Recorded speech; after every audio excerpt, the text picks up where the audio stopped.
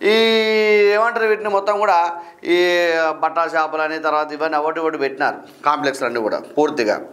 ఈ షాపింగ్ కాంప్లెక్స్లు అన్నీ కూడా కనీసము వెహికల్ పార్కింగ్ చేసుకోవడానికి కూడా లేవాడ. కనీసం ఏమైనా ఇబ్బంది జరిగితే మంచిర్యాల జిల్లా లోపల ఏమైనా ఇబ్బంది జరిగితే కనీసం ఫైర్ ఇంజన్ కూడా చుట్టూ తిరిగే పరిస్థితి లేకుండా పోయింది. మరి ఎందుకు పర్మిషన్ ఇస్తారు? కనీసం ఇక్కడ ఉన్న మున్సిపల్ అధికారులైనా కనీసం వాటి మీద చర్యలు తీసుకోవాల్సిన అవసరం ఉంటుంది కదా, నోటీసులు ఇవ్వాల్సిన అవసరం ఉంటుంది కదా. కానీ నిమ్మకు నీరెత్తినట్టుగా వ్యవహరిస్తున్నట్టు కనబడతా ఉంది. ఎందుకంటే పూర్తిగా ఇప్పుడు మరి ఉన్న ఫంక్షన్ హాల్ ఇప్పుడు ఉన్న ఈ ఏవైతే షాపింగ్ కాంప్లెక్స్లు ఉన్నాయో పూర్తిగా మరి వాటి అన్నిటికీ ఆ నిబంధనలు లోబడి ఉన్నాయా అని చెప్పి చూడాల్సిన అవసరం అయితే ఉంటుంది కదా. రేపు పొద్దున జరిగినాక ఏం మాట్లాడతారంటే వీళ్ళే మాట్లాడతారు. ఈ అధికారులు పోయి ఇగో దీనికి ఆ పర్మిషన్లో దీ పర్మిషన్లో వీళ్ళ మీద చర్యలు తీసుకుంటారని చెప్తారు.